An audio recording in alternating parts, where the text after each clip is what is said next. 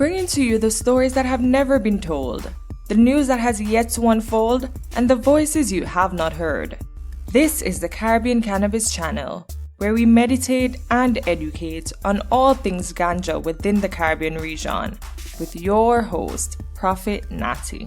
Yo, peace and love, everyone. Welcome back to another episode of the Caribbean Cannabis channel. Always a pleasure having you, and always a pleasure having a guest on our podcast, as it's always an opportunity to, one, educate while we meditate, as you all know how we do, as well as it's always a chance for persons to expand the horizon as to what they know about the cannabis industry, who they know within the cannabis industry, those who you may not necessarily see all the time, but they are pushing the needle, removing the stigma, fighting the cause, as well as educating others and sharing the experience from various perspectives. Today, we have the pleasure of having someone with who is going to be offering a bit of a new perspective, as well as he does come from a finance and a banking experience. As you know, the cannabis industry is a bit funny with that section, so we'll be able to kind of understand what happens behind the scenes there, as well as I'm glad to have a fellow podcaster on, as he is also the host of the Elevate Your Mind podcast. And we'll be sharing his social media links and content for you to follow along as well via links, as well as he would share throughout it. But enough of the small talk. Allow me to welcome our guest for this episode, my man Todd. Todd, how are you today? Dude, I am doing great. Thank you for that wonderful introduction there. Yeah, my pleasure, man. My pleasure. Always glad to introduce people, and I always try to add own flavorful touch and not necessarily speak to the position of the individual, but more so the knowledge and the expertise that they can bring. Yeah, so where are you joining us from today? I live in Florida, so we not the greatest cannabis market. I mean, we got some good weed here, but 22 companies basically control the entire state. Looking to expand that, but it is a pure medical program. It's coming along, but it's nothing like California, Michigan, those nice states where you have a lot of choice and some great brands and some great quality. Interesting that you say they are essentially controlling. So how does that operate in Florida? Is it that there's multinational corporations that buy off smaller farms, or how does that work with their business? So in the state of Florida, when they legalized cannabis, they did forced vertical integration. So what forced vertical integration means is every cannabis license, you're responsible for taking the plant all the way from seed to sale. So from putting the seed in the ground all the way to putting in the end product in the customer's hand. Originally, they gave out like, I don't want to, ballpark numbers, 13 to 15 licenses, and they sat on that for a while. Then they gave out like another 7, taking the total to 22. And so there have been 22 companies essentially that control all of the cannabis in Florida. So, realistically in Florida, you're starting to see a lot of brands come in, but it's more of either a genetic or just brand licensing deal in Florida. At the end of the day, it's still being cultivated by those 22 companies. Mm-hmm. So to your point, most of the companies that we have down here in Florida, at least the ones that have a larger presence, are the same public companies that you see on the Canadian Stock Exchange, right? Okay. Your Trulies, your Curaleaves, your Airs, your Cannabis, if you will. But we're starting to have some smaller players come in. But because of the scarcity of this license, and essentially this license giving you the ability to have unlimited cultivation and unlimited retail, so the upside is unlimited, if you will, outside of the competition. These licenses are going for upwards of $75 to $150 million, like Wow. $75 million just for the paper. So, it's a heavy investment to come into this state right now. So we're not at a point really where craft cannabis can come in. The only way it's coming in right now is what they're doing are these like JV deals with the existing cultivators, and where they're bringing their people in. So like, for example, if we take Trulieve, Alien Labs and Connected has a deal with Trulieve. And now I'm not intimate with the details of that, but just from what I can gather is that Alien Labs and Connected either hired and trained or brought their own people in that are now Trulieve employees that grow the Alien Labs and Connected genetics for Trulieve, right? So it's, even though it's all True Leaf badged, it's Alien Labs coming in and doing the work, or putting the SOPs in and training the people, and connected.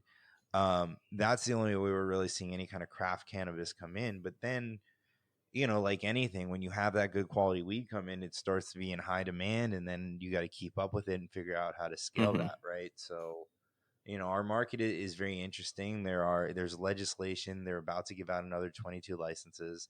The issue is, and I know I'm rambling here, but it's just kind of where the state of Florida is. The issue is with these 22 licenses is, once they're issued, people are going to sue, because 74, 75 people or 77 people applied for it. So a lot of people spent a lot of money and didn't get a license. They're going to sue. And historically, the state has not distributed those licenses until those lawsuits have been settled. So we don't know how long it's going to be. And then on the flip side of that, Trulieve has putting a lot of money behind a recreational, making it recreationally legal in Florida, but keeping the structure as it is. So allowing the 22 and then the soon to be 44 to continue to operate the way that they do, but making it recreational, not just legal. And I mean, candidly, no matter how Florida goes recreational, it's going to be a 6, 7, 8 billion dollar a year market. No problem. Now, it's interesting that you say that, because even though each state or each country has a different cannabis industry, you tend to get a lot of similarities. And you just mentioned having a lot of foreign investors or foreign companies coming and setting up in Florida. So, in terms of social equity as it relates to that, what's the ratio of market share versus foreign investors coming in, opposed to local persons from Florida setting up shop? Well, it's not foreign investors. It's they're American companies. It's the American multi-state operators. It's just because they can't list on the American exchanges, they list on the Canadian exchanges. So they're American companies. I mean, it truly was started in Florida. They dominate the state of Florida, but now they're a multi-state operator because they've expanded into, I believe, 9 states. Um, so that's what we're seeing, is because of the, so originally when Florida legalized it, I believe the requirements had to be that you had to have operated in the state as a farmer or nursery for the past 30 years, was one of them. And then there was a bunch of financial stipulations and things like that. So it was very clear who the licenses were intended for. They did something called the Pigford license, which was also known as the Black Farmers license. So at one point they had to do licenses specifically for social equity. Those have been awarded. But like I said, the problem with those licenses and the social equity licenses is, in Florida, it requires a shit ton of capital to start to operate, because right off the bat, you have Trulieve that has 130 locations. Behind them is Move with maybe 72 locations. And then you've got a lot of others that are in the 50s and the 30s and the 20s. So it's not like you can open 1 or 2 stores and like really you start to trip away. You can't bootstrap in Florida. On top of that, for these farmers, just the paper itself is worth so many millions of dollars that it's more lucrative for them to either, exit most of the license or to flip it. So, that's the problem with social equity in Florida, is there's a lot of capital to raise for someone who's never raised capital Yeah, before. that must be tough. So how do persons get support or go about finding investment in a state like Florida? It's I don't know. I don't. It's a good question, man. I mean, there are people that want to invest in Florida, but the problem, if you're gonna go to Florida, you have to have deep pockets. Like, you need $100 million to compete here. It's a big state. It's a big geography. A lot of you see the blueprint. I think Flowery kind of set the blueprint of how you build scrappily in Florida. They started out with statewide delivery. They had no stores. And they did that for a really long time. Now, that wasn't the best option, and that's not how they grew. Once they had retail, they really started to get hold. So they opened the store in Miami, continued to do statewide delivery, and they were able to use their delivery service to see where they should be opening up stores, because they can see where their sales are.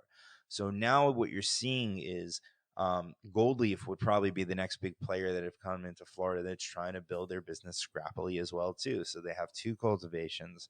They have a beautiful retail store in Sebring, Florida, which um, is not in the best of locations, but it's near the cultivation and it settles a requirement from the state.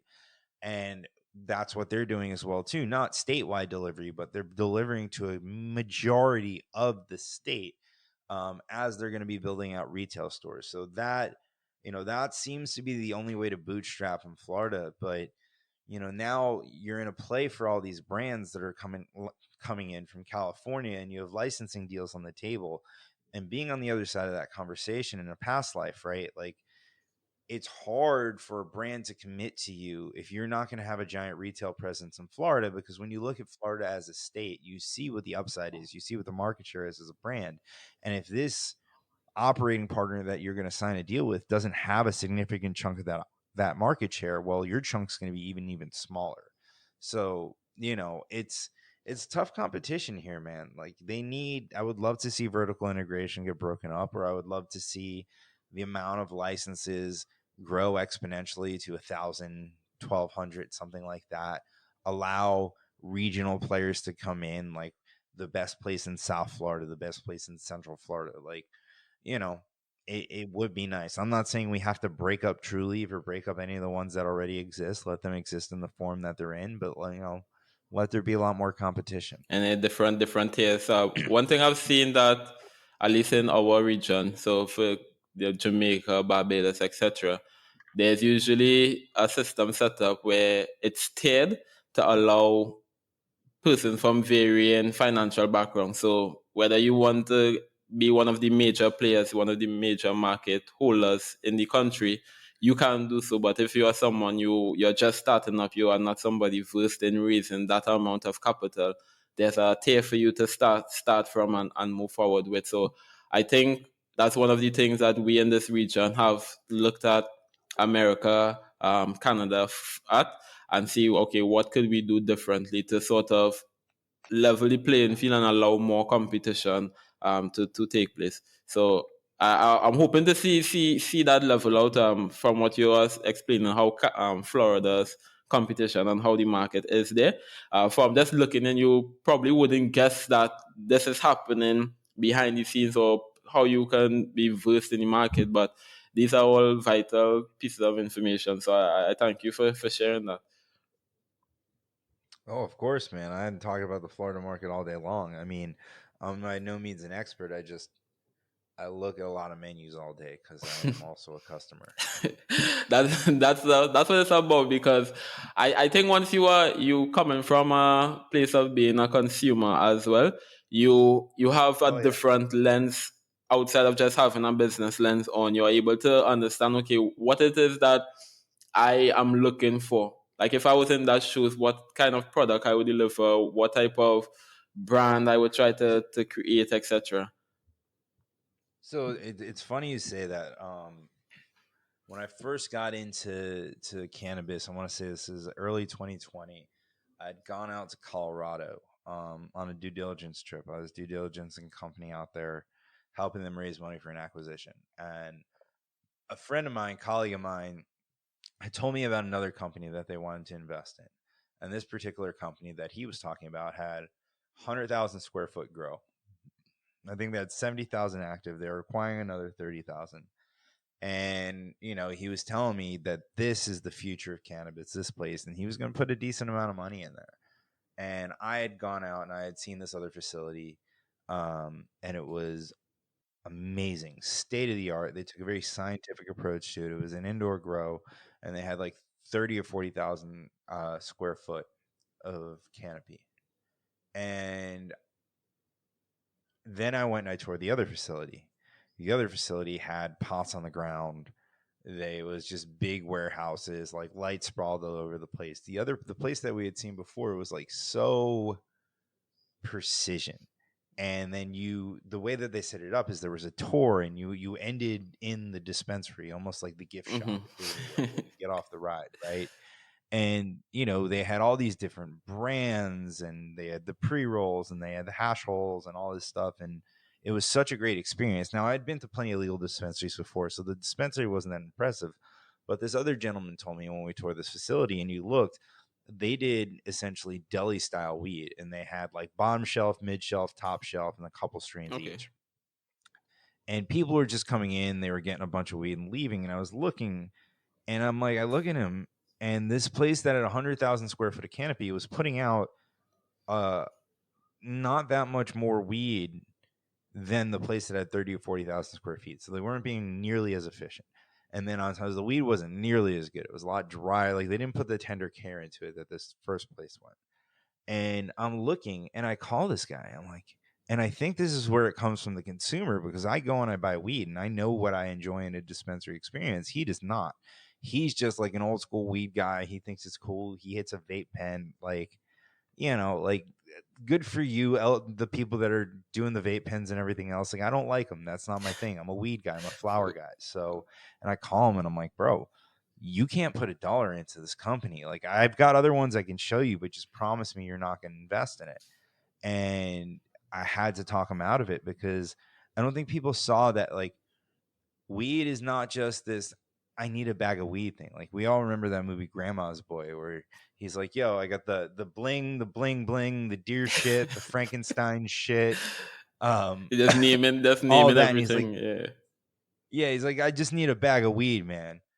And and I think the older generation, because that's what they experience, that's what they think it is. But no, like, we are like wine connoisseurs, right? Like, we want to look at it and smell it and taste it and enjoy it, and like know how it was grown. Is it organic living soil? Is it indoor? Is it sun grown? Where did it come from?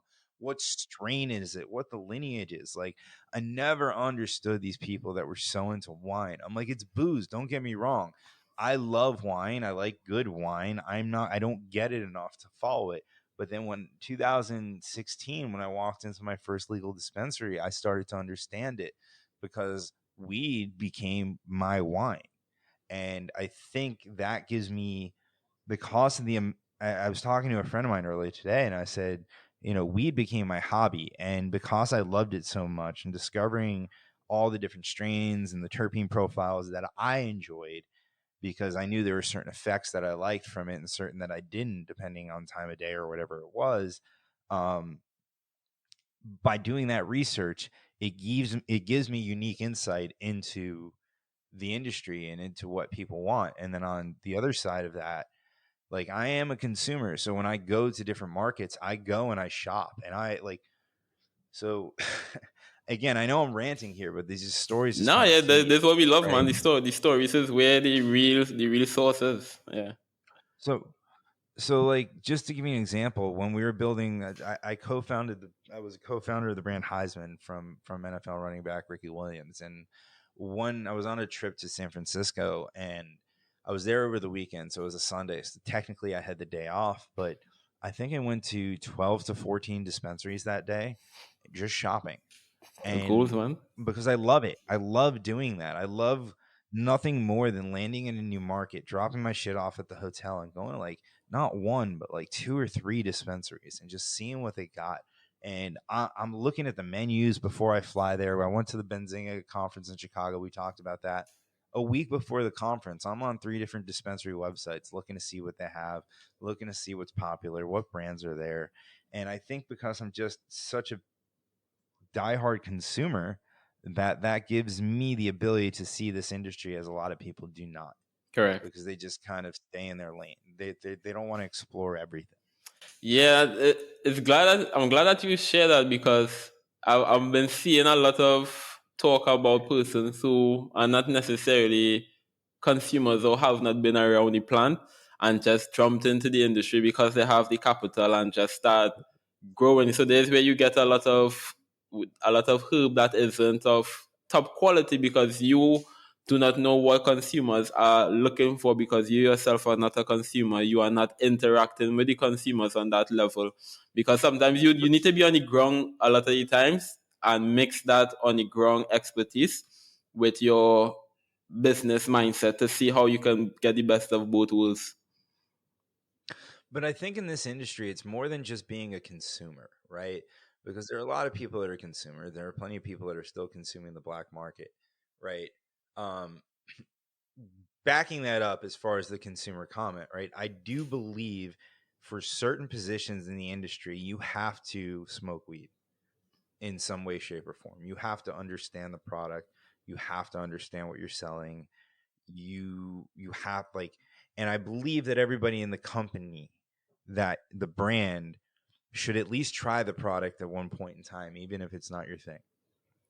That's my belief. I don't think it's a requirement, but I think that you should. Yeah, and there's different forms of consumption as well. So if it's not necessarily smoking, you could try something else. Yeah. But like, the people on the finance team, the HR, they don't need to be consumers. Like, so I think the thing that bugs me, I think what bugs most people is there are a bunch of people who just had money and they started weed and they're not in it for the right thing. But what I would love to see is a lot of these ex-Wall Street people, instead of trying to do it on their own and trying to play a character, is to partner with the people that actually know what the fuck they're doing on the weed side. So bring in an OG, bring in a legacy person, let them run the cultivation, let them run the weed side, you run the business side, and that's the match made in heaven, right? So, I want to see more of that. And I think that is hopefully what drives the industry forward. I think depending, like, not everybody in the company needs to be a consumer. I think if you're a brand, then the leader of that company needs to be a consumer. I think if you're a cultivation, obviously, almost a no-brainer. But for anything that's ancillary, I don't think it's necessary. If you're going to be a lawyer, accountant, you're going to insurance, HR, whatnot. But being more than a consumer. So I recently was turned on to the TV show The Bear, and I don't know if you guys have in Jamaica. It's on Hulu. And what The Bear is, it's about a gentleman who was a chef in like one of the best restaurants in the world, and his brother unfortunately commits suicide, so he takes over the family restaurant, which is an Italian beef restaurant. And second season, he ends up opening his own restaurant because it turns out his brother wanted to go into business with him and never happened. The point of this is, in one of the episodes, basically says like you have to go out into the world and try all this other food. You have to experience it. You have to, go find these people that are inspired. And when it came to food, they're like, the best food you eat is not the food that was created with the best technique or the best craft. It's the food that's inspired. And I think it's more than just being someone who smokes weed or consumes weed to be educated on this industry. I think you have to go out there and you have to, like you said, be on the street. You have to go to the dispensary and you have to go to the dispensary and you have to buy an ounce with an eighth made up of different brands. You have to go try the pre-rolls. You have to try everything that's out there and you have to be curious about it. And you have to go through the whole experience. And I think that's what gives people a true advantage. Like if you're in the industry and you're just going to your local dispensary and you're buying your same brands and your same products, like, or if you're only experiencing your own market, you're not. So it's got to be more than that. You can't just, drive down to the dispensary 10 minutes from your house, get the same 4 strains that you love and expect to understand the cannabis industry. You're in such a pocket of it. You have to go everywhere and figure out what it is. Like you go to California and you can immediately pick out the brands that the tourists are going to buy and the brands that are real if you actually have a conversation, right? And I know like Lowell Smokes, don't get me wrong, like not the best weed in the world, but some of the best packaging and the best marketing, and they got me good when I went out to California the first time. Like they're phenomenal joints, phenomenal packaging. I won't talk shit about them. They put out a great value brand, but I thought it was the best weed in the world when I smoked it the first time because they had great marketing. And then I got to try brands like Connected and Alien Labs and CBX. And I'm like, oh my God, this is fucking amazing. I had that same perspective shift. It's only a couple of years back when I started to look at cannabis differently than just, as you said, smoking. I actually wanted to see what is the whole view of cannabis from growing it, from, as I said, consuming different products from different growers, different farmers, to again get that full understanding and scope of the plant and how you interact with it. And as you grow, it evolves with you, and you take up a different approach of interacting with it, which I love, and I've always heard persons share that experience as well. At least those who are in it for the right reasons or develop the right reasons, because a lot of the times you don't start off smoking with the best of intentions or the most responsible method of consuming. You just start off because on a whim or for a medical reason, etc. But it goes so far, and so it's great that we could talk about that aspect of the consumer side, because that's something I think a lot of people overlook, especially as the cannabis industry is booming and it's becoming more accessible. We still need persons to share how consuming can be done in a responsible manner for you to get that holistic experience and not just make it about being high and being a stoner. I mean, that's all well and fun at times, but it's so much more than that, and so much more we could unlock and unravel. So here's my problem, and I'm a huge perpetrator of this, so I'm definitely to blame as well too. Is whenever we all talk about the cannabis industry, we basically talk about the smoking weed part of the industry. And don't get me wrong, I love the smoking weed part of the industry. I've got joints in front of me here. I've got weed. I've got a Dr. Dabber over there. Like, I love it. Don't get me wrong, but this industry has so many more parts to it that people don't realize that are just what the world needs, right? And I say it, obviously I'm American, and I look at what my country needs a lot too, and what made us great originally, right? And I think this permeates throughout everywhere, is when we look at the things that just the cannabis plant in general can do beyond just the high THC weed that we can get off of it, right? Like, we could talk about the medicinal purposes of it. So you have the smoke and weed part of the industry, you have the medicinal part of the industry, where you have people that are researching it and trying to isolate cannabinoids, and even stupid things like someone figuring out that CBN is really good for sleep, and it kind of helps you there, right? Just, that's a huge step towards, true cannabis for medicinal use. And I love to see the progress that's going to happen there too. I want somehow the smoke and weed part of it to get decoupled from the medicinal part of it.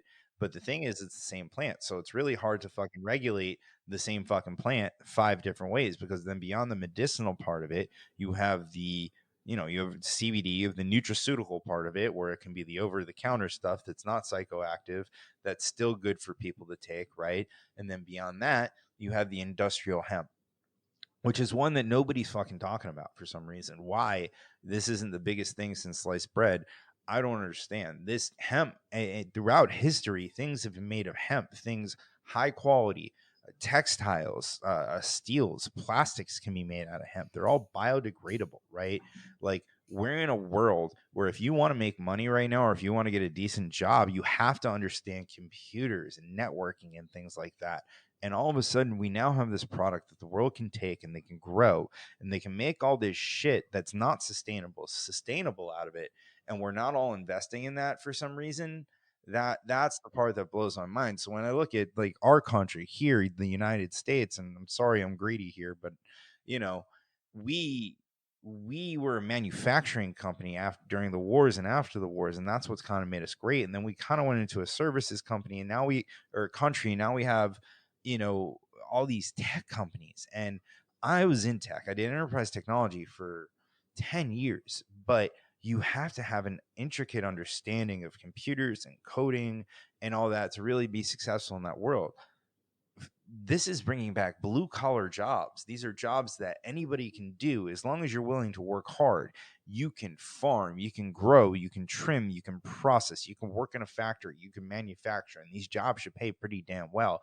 We're bringing back trucking jobs. The trucking industry is slammed in our country, right? Like, so all of these things, and then there's a new industry that brings in more taxes and everything else. And again, and I don't just believe that it's the United States that can benefit from this the most. I think the entire, Western hemisphere of the world can do so. And we're not. The decortification process is being figured out. The Ford Model T, the fenders were made out of hemp. These are the things that 70, 80, 90 years of prohibition do. And that's truly, like, as much as I want to work in the smoke and weed side of the industry, and I love working for a brand and I love smoking, like, I am so excited to see that part of the industry advance. And it pains me that I remember having conversations about it with people 3 years ago, and I have not seen any advancements. Like, I saw somebody come out with a pair of jeans that was 50% cotton, 50% hemp. Like, congratulations. I don't know if you guys have, do you guys have this in Jamaica? Did you guys outlaw plastic straws yet? Plastics, yeah, we have outlawed plastic straws a while now. Either the paper straws are a giant pain in the ass, Yeah, right? always melting in your drink. Why don't we have hemp plastic straws? Like, why is that not a de facto standard? Why is there not somebody who is the hemp plastic straw billionaire that's just sitting on a beach collecting money because everyone's using hemp plastic straws? Those are the things we should be looking into, definitely. So whoever's listening, you can beat me to the punch. You can start the hemp plastic straw business and you will be a billionaire. Mark my words. Put this in. And if you do become a billionaire, make sure you look me up and just give me the credit. I don't even need the money. Just give me the I shout credit out, for yeah. giving you the idea. Yeah, man. No, we definitely need to explore and share more of that side of the industry because, as you said, it's unrecognized and it's untapped. There are persons who are expanding inside of it, but there's no media coverage at all about it. Everybody is all about the recreational, the medical. So I know there's a few countries who have, at least in the region here, we have Belize as well as Guyana. They have begun legislation allowing manufacturing of hemp products, etc. So looking forward to see how those industries flourish further up in a couple of years. They have not done anything with regards to the medical or recreational use of cannabis, more so just decriminalizing. I think they may be placing a bit more focus on developing the hemp industry, as they are known for being able to cultivate large acres of hemp, historically speaking. So I think it's just bringing that back for them, as well as introducing a new stream of revenue for the country, a new stream of innovation, as it will allow, as I said, probably somebody wants to create hemp plastic straws or another type of hemp product. So we're looking forward to seeing that, man. It's whatever gets me not having to use that paper straw. I am all You're all for it, man. So we've gotten some insights into the Florida industry. We've gotten some insights of consumership, both from our lens as well as things that we would like to see within the industry, and even touching on some parts that we have not spoken on as an entire industry as we should, which is the hemp industry. But we also love to find out how you are shaping the industry in your own way. So I know that you would have mentioned when we spoke previously that you worked for a company called Green Check Verified, and they essentially deal with financing and business services for cannabis companies. So I want to find out more about that because I know that banking is a huge headache, no matter where you are for as a cannabis business. So how were you all able to navigate businesses or sure. navigate the industry as a financial service? So we at its heart, Green Check is a compliance company, right? So we have about 150 financial institutions that leverage our software to confidently and compliantly bank over 8,000 different businesses in the cannabis industry. So our software plugs into the seed to sale and point of sale systems of a cannabis related business, depending on where they sit in the supply chain. We pull those transactions, we verify them for the bank, and they settle it with the deposits. So this way they know that there's no funny business going on. Because of that, we tend to be asked for help with payment processing and insurance and lending and payroll and anything that is typically requires a bank account to get going. So we've also created a trusted marketplace of service providers that we've vetted that people can do business with as well. And then finally, we had acquired an e-bank 6 to 8 months ago, and with that e-bank, one of the features is a Zelle or PayPal type payment where it's an instant cash payment if both parties are on the platform. But it has a phenomenal invoicing system where I send you a digital invoice. It's very much like PayPal. It's not reinventing the wheel, but it's something that it can be used by cannabis companies. So I can send you an invoice. That invoice has a link on it. If you have a PayQuick account, you can instantly send me the money. If you don't have a PayQuick account, you put in your routing number, your bank account, it ACHs me the money. That money's in my account 1-2 days later. So Trying to take a lot of cash in transit out of the equation. It costs a lot of money to move cash around. It's not fun. It's not safe. I have friends in the state of Oregon. They have to drive 4 hours to go pick up large sums of cash, drive that back. It's not, you don't want to be on the road Yeah, with that's tens not of thousands of sustainable. dollars, right?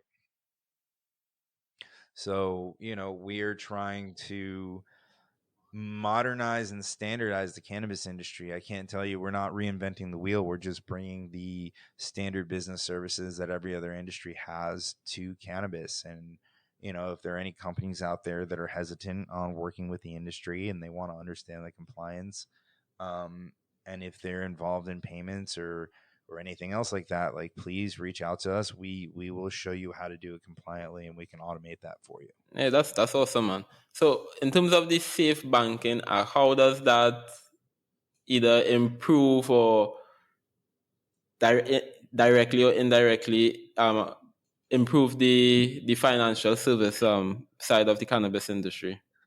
It completely improves it, and it's a phenomenal opportunity for us. We think that it's just going to bring more financial institutions to the table. So candidly, I don't want to say that the Safer Banking Act doesn't do anything, but what it does is essentially just bless the shit that we've already been doing, right?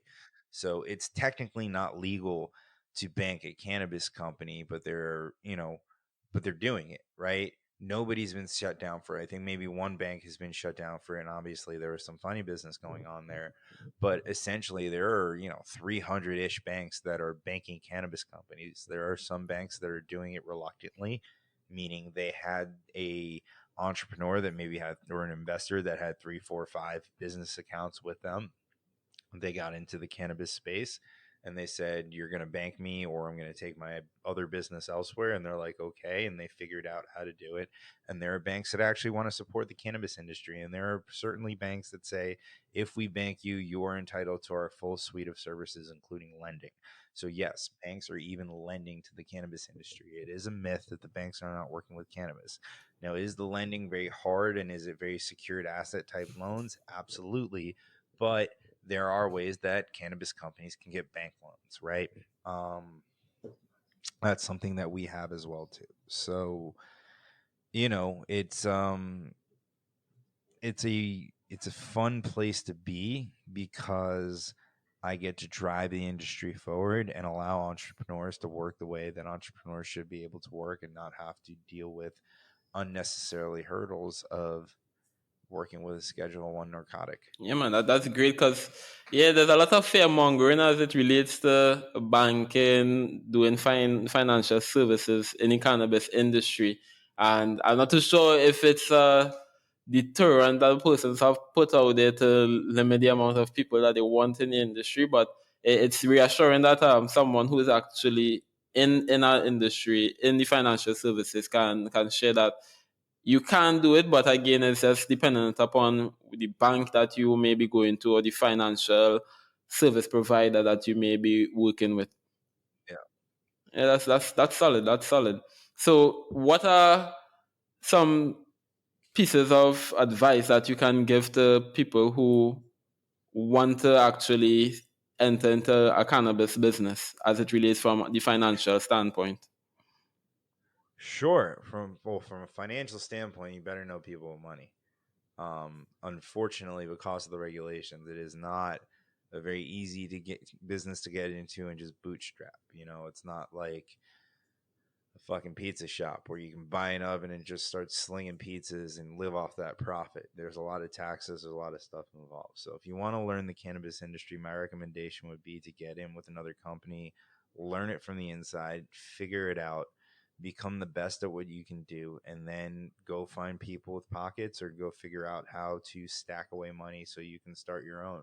But I wish I can say and have an inspirational story where everyone can do it. Everyone can do it, but it's going to be really fucking hard. Um, you're going to have to probably raise money at some point. It's just how it is in every market. You're not bootstrapping it with a $50,000 loan from your uncle or profits that you stuck away from a side hustle or something like that. You need $1 million to $2 million to start. And you gotta love it. right now, at the point in time in the industry that we are, if you don't love it, you're not going to survive, because the money is not there. There are certain people making profits. There are big companies that are making a lot of money because they just have a gigantic fucking scale, but there are a lot of big companies that are losing tons of money, and there are a lot of big companies that are in massive amounts of debt. Like, if you do not love this, if this is what you want to do over everything else in the world, by all means, please get a job in any other fucking industry, because this is not the place for you. Now, on the other hand, if you love cannabis and you're good at something and you want to be in this industry and you want to advance it, and this is absolutely what you want to do more than anything else in the world, then please come join us. We need good people across the globe to be in this industry, to advance this plant forward. It's what we need, but it's got to be what you love, because if it's not what you love, you're not going to make it. It will chew you up and spit you out. Real, Simple as raw, that. and authentic, man. Yeah, that I think people need that type of advice and information, because you start off smoking, you telling yourself, yeah, boy, I want to join the industry, I want to be a farmer, I want to have my own business, but you're not fully prepared for the reality of running a cannabis business, for entering the cannabis You're industry. not just smoking Yeah, weed all day.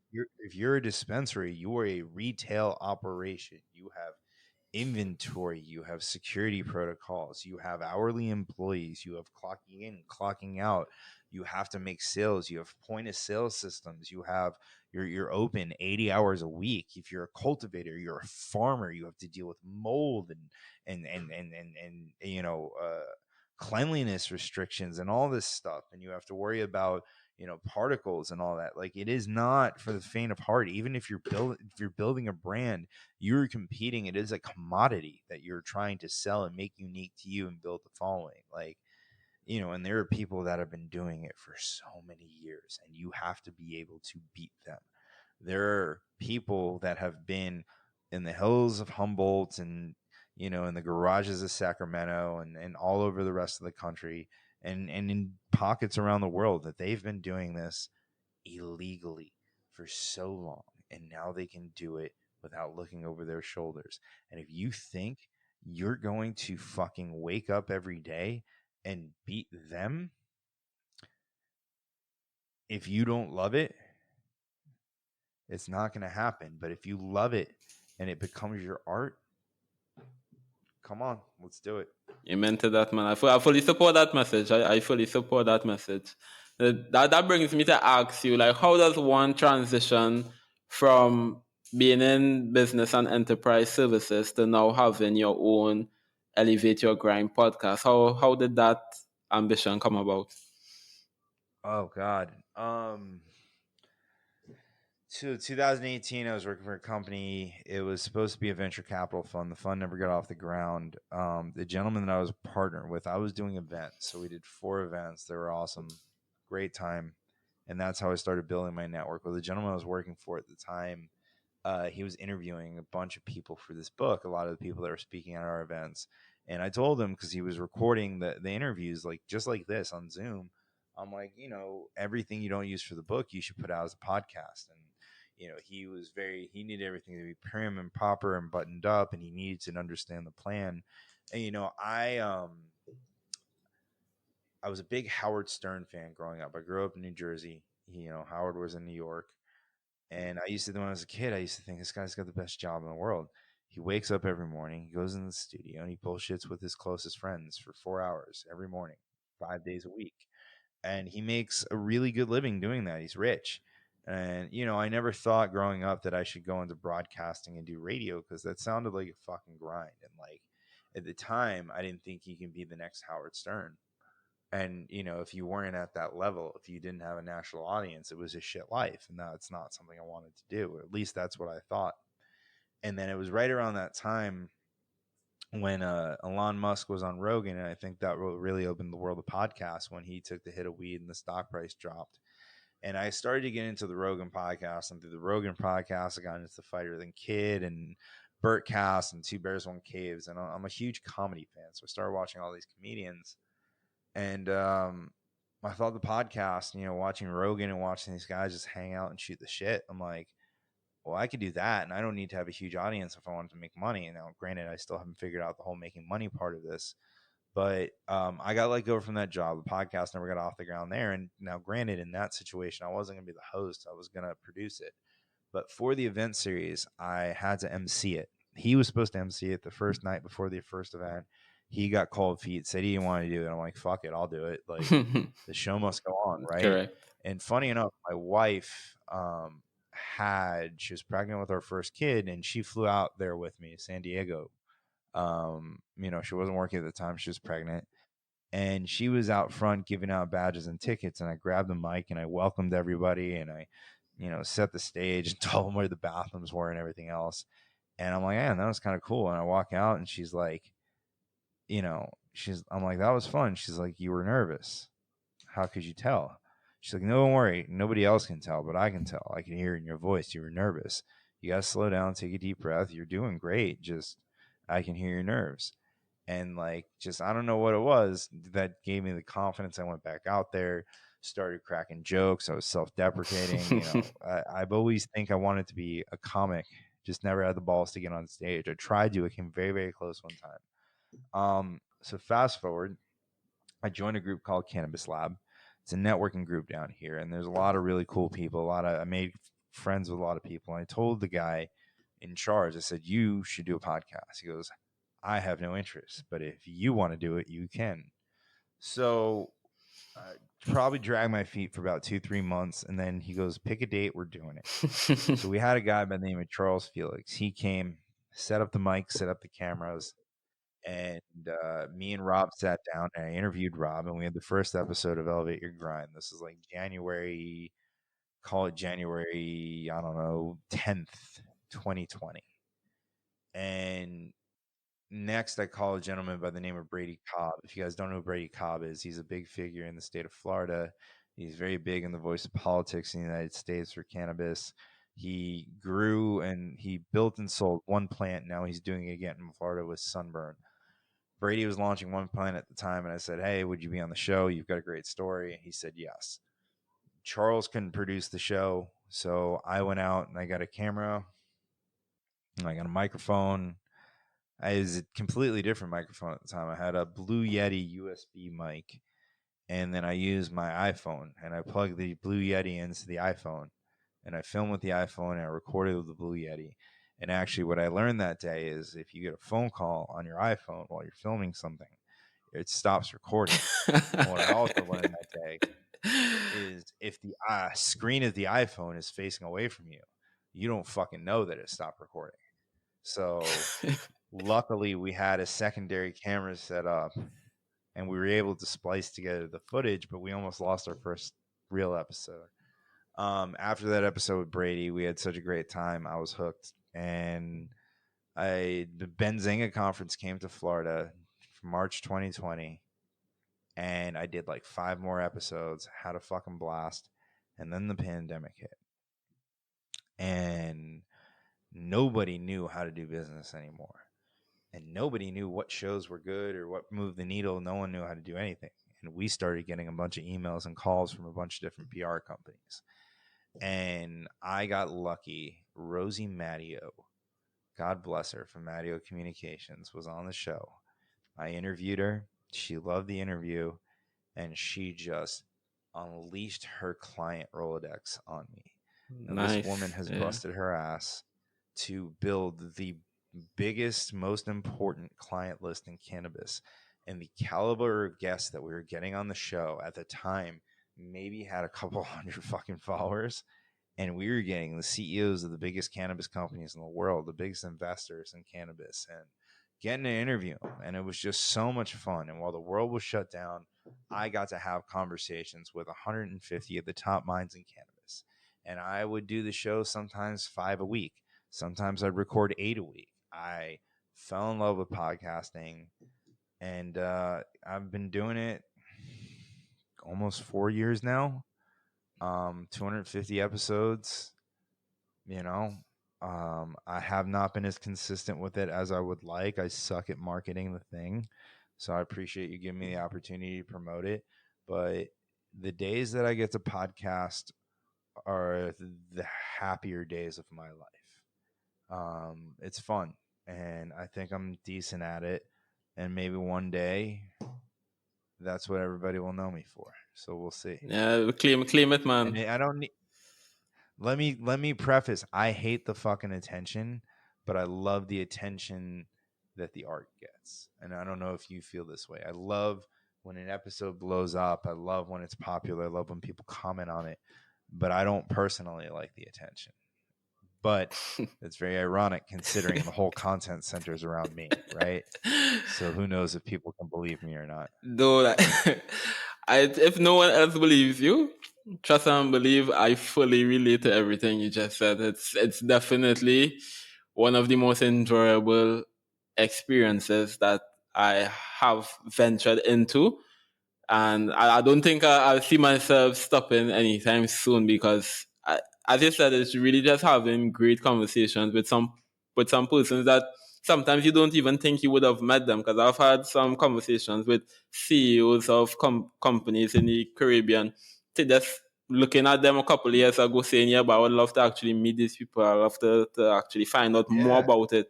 And to actually be there now, interviewing those persons, having conversations with them, and actually getting further within the industry and understanding it from different lens.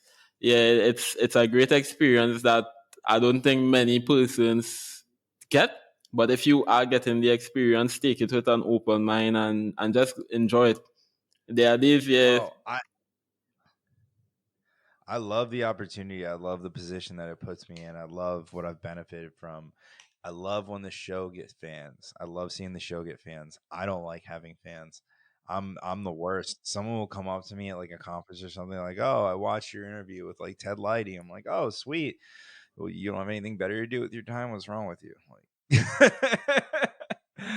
oh, I hate on my own fans, man. It's not good. It comes to the territory. It comes to the territory. We may not like the attention, but we definitely love when our show gets the appreciation, the support. I Yeah. do it. I do it for the guests, Mm-hmm. and I think that's why people continue to do my show because they have a good time. And like, I hope the audience likes it. Like, that'd be great if the audience like it too. But if the guest has a good time and the guest likes it, then I've done my job. Amen to that, bro. Amen to that. And no, but you have been a phenomenal guest, really and truly. You've given us a lot of information. You've kept it real, raw, and authentic, and that's what we always promote. So yeah, you've been great, man. So I definitely looking forward to seeing your podcast grow even further, possibly being on it at some point in time, and also linking up in person in future, man. Dude, I had one of the most fun weed times I ever had in my life was in Jamaica. I was staying in the Half Moon Bay Resort, and it was a work trip. It was a top performers trip, and they had these villas that had like 6 rooms in it, and it was all like the younger people in the room, and we all wanted to be the cool person. So every single one of us before we even got to the villa, we all had bought weed individually somehow. And we get to the villa, and I tell you, the second morning we were there, I sat at the table and I rolled, I don't know, 50 to 70 joints. And we literally, for the entire time we were there, we had a bowl in the living room of just the joints that I rolled. And people would come by and take them. And if you needed some, we'd grab a handful and shit, like smoked all over the resort. It was a really good time. And that's how vacation should be. Like, candidly, obviously, it wasn't exactly legal, so all this was hypothetical, but like, that's how vacation should be. That's how life should be enjoyed. Yeah, So full on, man, full on. So, but before we even begin to close, there's always a part of our podcast where we kind of turn away from the business side of things. We turn away from our work life and just kind of get to know the person, the guest a bit more, and that human side of things. So, what we want to ask you is, when you are not podcasting, when you are not in venture capital, what is something that you do to just free your mind, free yourself? Smoke weed. Oh, okay. I knew that would be the number one answer. No, Yeah. I have two kids. They're 4 and 2, and they're awesome, and I like to spend time with them. I wish I play. I like to play golf. I like to be outside. I like to hang out with friends. College football, pro football, but yeah, I smoke weed, and I like to hang out with my family. That is, make food and eat food. I think weed and food go together very, very well. 100%. Yeah. Yeah. That's great, man. But There's nothing better than smoking before a great meal. mhm. And And comedy. I'm not going to I say that. absolutely Yeah, I'm not love going to mention comedy. Yeah. I love stand-up comedy. It is my favorite art form. It's my favorite thing to watch. I'm obsessed with comedians. I'm obsessed with it, with jokes and being funny. And I think the people who think comedy's mean, well, I think they're idiots. What? Give us one of your best jokes. Oh, we're not doing that. Nah, We're not doing nah. that. I think we need at least one, man. I think we need at least one. No. These are unworked bits that have never been tested in front of an audience, and a lot of them are about some super controversial topics. So we're not going to get canceled, because here's the thing with comedy that people don't understand. What is said inside of a comedy club, in context of knowing that you're there to laugh at things that are absurd, does not belong on the internet for everybody. Fair. So my view, and what a lot of the comedians view, if you are buying a ticket to see a comedy show, you know what you're getting into. You put that same thing on the internet, and then everybody gets to see it. And a lot of people don't want to see it. So you can't put those jokes in front of the wrong audiences. I'll have to get it off here, man. I'll have to get it off here. Sure. Yeah, but Todd, it has been a great pleasure having you on as a guest for this episode. You have shared your passion, you have shared your expertise, and you have given us something to look forward to. Especially from the financial side, like removing that myth and that fear that the financial services this big no-go zone, etc., as it relates to cannabis, as well as sharing the history of your podcast and how it came about. And it's always inspiring hearing persons share their stories, their origins as to how they began something and why they do it. It helps to add that human touch and that relatability. And who knows, we might have somebody who comes up with the hemp plastic straw, and all Todd is asking for is just a little credit. He doesn't need any money. Just shout out his name. If anything positive comes from this episode, I hope it is the hemp plastic straw billionaire that we've created. Yeah, that's definitely one of the biggest innovations that we would create in our time, man. Somebody might be a billionaire now. The Powerball just got drawn for $1.7 billion. It's 10 o'clock. It's not me. I know that. But someone might be a billionaire that's not inventing. Whoever that person is, big up yourself and do good with the money. Yeah. There we go. So before we close that, is there anything that you just want to leave with the guests? Let me guess with our audience. Yeah. Make sure you also watch my podcast, Elevate Your Grind. Find it youtube.com/elevate your grind or UIG pod on any social media. But listen, the world is stigmatic about weed, and it's absolutely ridiculous, because some of the most successful people in the world were cannabis users. They've used psychedelics. And I'm talking about the people who have built unicorn companies. And if you're going to say that somebody's lazy that can build Apple or Microsoft, or my former business partner Ricky Williams, who was held the Heisman Trophy and the rushing title, and then you got folks like Julian Edelman, and you got Kevin Durant, that are telling you that Dwayne Wade, they're telling you that they can consume, and they're performing at the highest level. At what fucking point do we drop this stigma that weed makes you lazy? At the end of the day, the people who smoke weed and sit on the couch and do nothing all day, it's not because they smoke weed. That just happens to be something that they also do. Those people would sit on the couch and be lazy all day, no matter what they did. They just so happen to smoke weed. So let's drop the stigma. Let's normalize weed and Let's move the world forward, my friend. Yeah, couldn't end on a better note, man. That's what we're about: meditating, educating, and removing the stigma of weed, one conversation at a time. So, everyone, again, we want to thank you for joining us on this episode of the Caribbean Cannabis Channel. Be sure to like and subscribe, share this episode with your friends, as well as someone that you think would be beneficial to hear this type of content.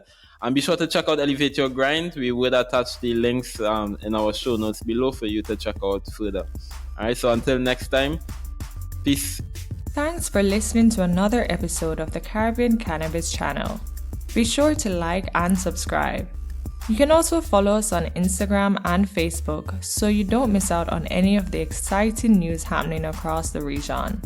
Until next time, remember to meditate and educate.